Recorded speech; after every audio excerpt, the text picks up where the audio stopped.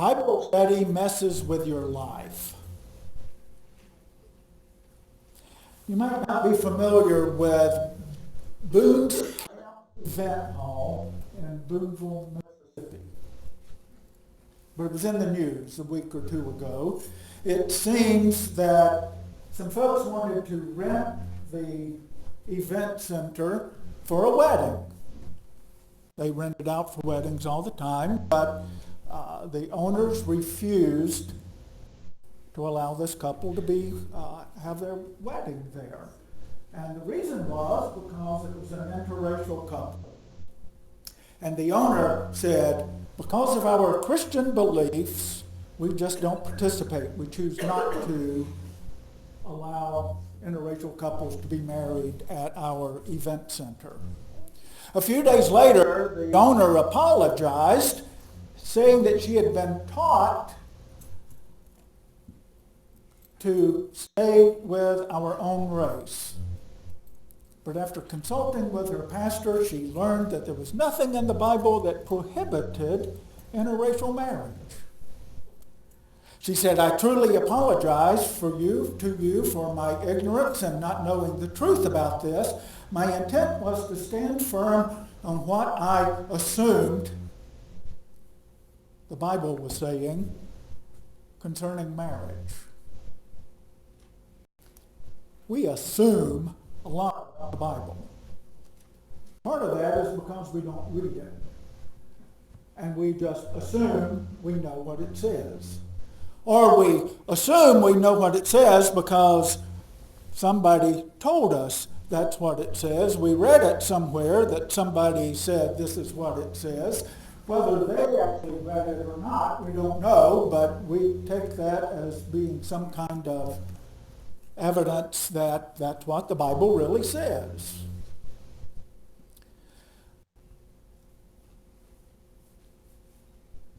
We assume we know what the Bible says because we bring to the scriptures our cultural bias. Now, an easy example of that is to go back in our own history into the earliest days and into the mid-19th century when people in the South could find great biblical support for owning other human beings and for beating those human beings and for splitting families and for selling off and doing with them whatever they pleased. They thought the Bible supported that because that was where their cultural bias was. And we bring that cultural bias to our own reading of Scripture when we read it. That's why it is important for us not to just read what somebody else says about the Bible. We need to have more than just our own reading of it. We need to be engaged with others in the reading of Scripture. Especially people who read the Scriptures differently than we do. When the early Christians gather, the apostles teach. This reading out of Acts chapter 2 is very early in this Christian movement. As Kathy said in the time with the children, there are no church buildings at this time. They meet in the temple courts. They meet in people's homes. They meet here and there. And the the apostles teach. Many people have joined this Jesus movement who didn't hear Jesus teach and preach. So they need someone to teach them. We have people who had misunderstandings of what this Jesus movement was all about. They had heard that these people would get together behind closed doors and offer human sacrifice and eat the flesh and drink the blood.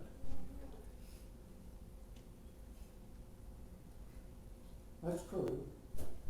That's what people believed in the misunderstanding of communion. So disciples, the apostles would teach. They would teach the words of Jesus. They would teach understandings of the faith. They had been students of Jesus, and now, having learned from the Master, they were sharing that with others, passing along the truth, passing along and correcting folks who had been misguided in their understanding of what it means to be a Jesus follower, challenging each other in what it meant to be a Jesus follower. Because you see, in Acts chapter 15, the apostles are at each other.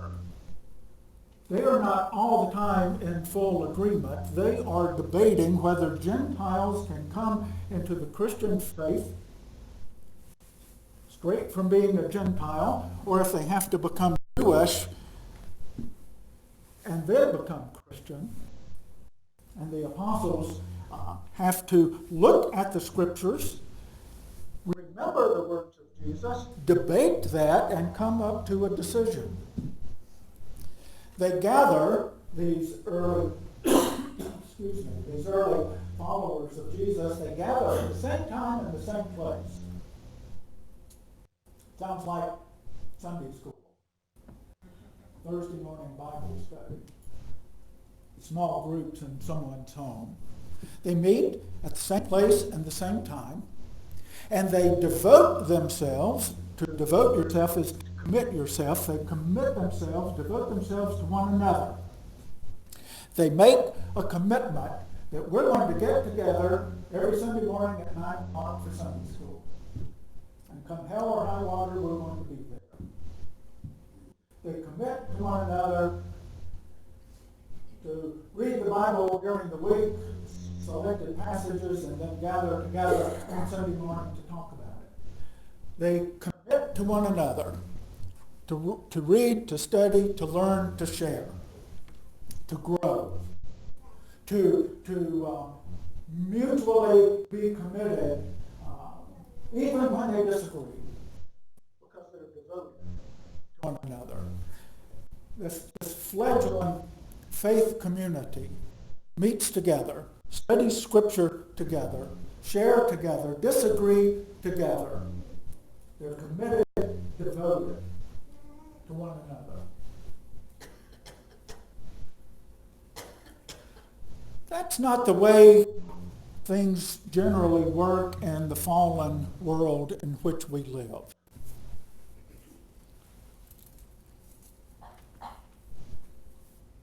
When we have somebody who disagrees with us, we discount them. When talking heads on TV say something we don't like, we block their channel. When friends on Facebook start getting political in ways that we're not, we unfriend them. That's the way the fallen world operates, and that's easily the way it could be in the church. But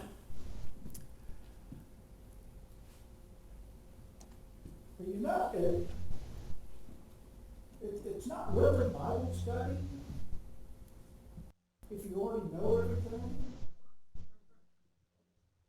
It's not Bible study if it's got to be your way of thinking, your way or my way. It's not really study if you're not willing to hear something different. To hold that Bible verse up and look at it from a different angle. Like holding up a diamond and seeing the prisms, the colors, from a different perspective. Being in a Bible study with people who think differently than you is good. Otherwise, we just replicate the same old, same old. Excuse me. Would you go get me some water, please? Thank you. Bible study messes with your life. Because if you really read the Bible, if you really study the Bible with other folks, It'll challenge you. It'll challenge your way of living. It'll challenge your way of thinking. It'll challenge what you believe. A group of people meeting at the same place at the same time is critical. We need the accountability that we're actually reading the Bible and sharing. We need the accountability that if we're only reading to ourselves and never sharing or discussing, we get off on a misunderstanding of Scripture and start to follow that because we misread. I remember I was working volunteering at campus ministry at Faulkner a number of years ago, 12, 13 years ago, and this college kid who was at the campus ministry that day said something about God is not present with you when you're by yourself. I didn't know that. And I said, really? Tell me how you come to that understanding that God is not with you when you're by yourself. The Bible says, where two or three are gathered. It doesn't say anything about one. Where two or three are gathered, I'm with you. I'm like, so what if four show up? Really? That's what you're basing this on? We need accountability. We need somebody to say, you got to show me where you come up with that. Explain to me how you can say we need to adhere to this verse in Leviticus, but this verse in Leviticus we can ignore. How do you live with that contradiction? We need to be with people who say Genesis 1 is fact and be willing to be studied with people who say, well, what about the scientific evidence? How do we read Genesis 1 in light of science? We need to gather and struggle over what the Old Testament means about the resident alien. And how, what does that say to us about the immigration issue in our country? Your final answer may be the same, but you need to have that discussion with people who see it, read it, interpret the Scriptures differently, instead of blowing them off as they don't know what they're talking about. We like the idea of being in community, but at the same time that repels us. We long for the life-affirming benefits that come from community, but we resist the demands that community makes on us. I want to be in community, but I don't want them to affect anything I do and how I think and how I live.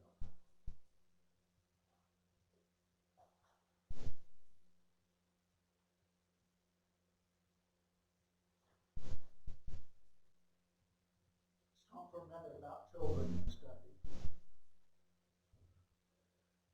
Adults, children learn from us. Your children, your grandchildren, your great-grandchildren, your nieces, nephews, kids in the church learn from you. Debbie Schmidt reminded us a couple of weeks ago during the celebrations. I think you were talking about a youth committee and getting things together, that we promise to nurture children in the faith. They see us, they learn from us, they hear, and they follow them. And we offer a number of Christian ed opportunities. Kathy talked with some of them with the children. G5G, Glorify God. That monthly Sunday night gathering for youth. SWAC, Saved with Amazing Grace for children. Refuel, which meets on a Wednesday night in someone's home in the middle of the week to refuel our youth so that those hard times that they experience, it's often as adults we sort of blow off like our kids are going through because what do they know? Our kids have a tough time, our youth. And refuel is that opportunity in the middle of the week to be invigorated, to be reminded once again. We encourage nurturing through Montreat Youth Conference. And I will tell you, if kids go to Montreat Youth Conference, they may hear stuff that they don't hear in Sunday school.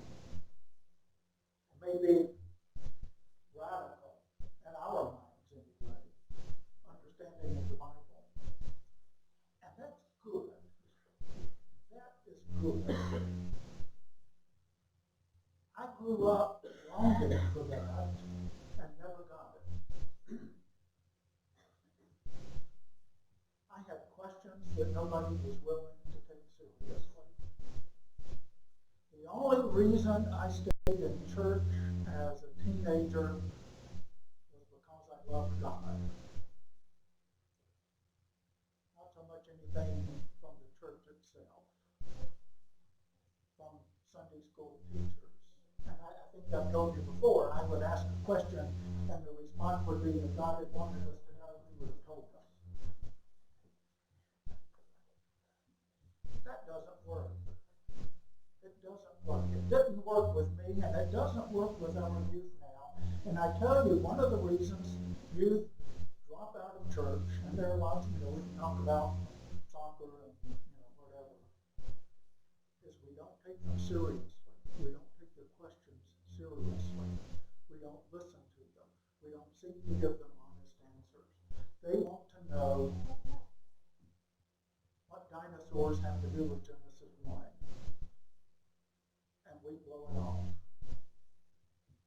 They want to know how you can live this when the Bible says that. And we tell them you're too young to understand. They have questions of faith. They have doubts. And we give them trite answers.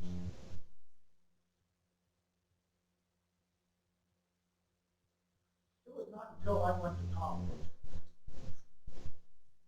that I had the freedom to ask those questions and somebody take them seriously.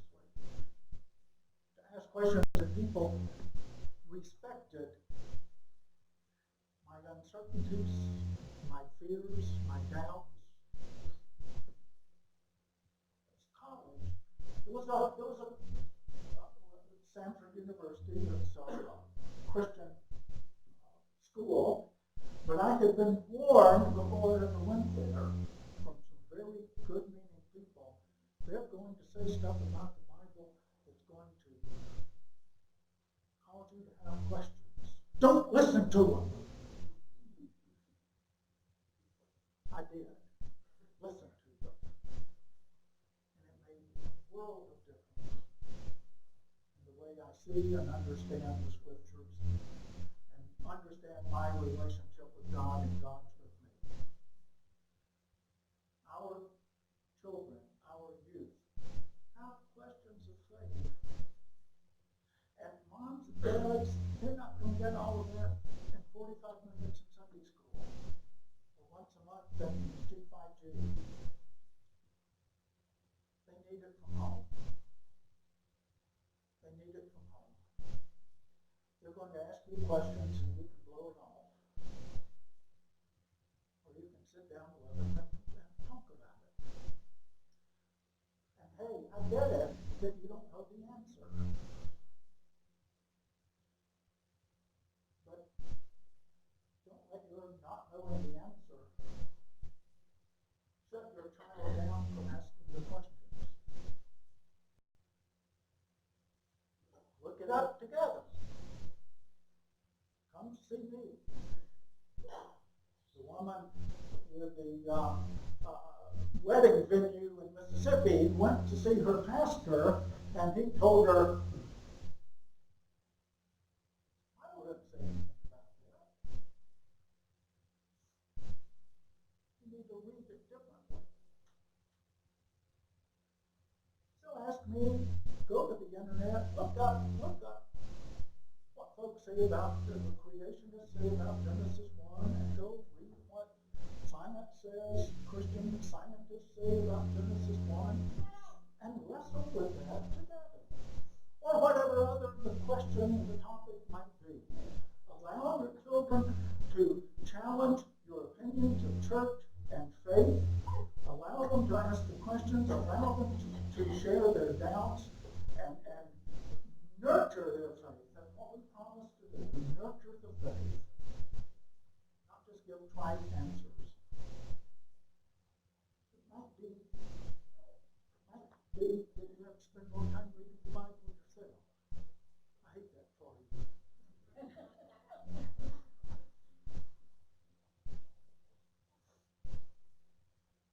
The early Christians spent much time together in the temple courts and in their homes, meeting at the same time and the same place, to study, to teach, to listen, to debate, and then to live their faith.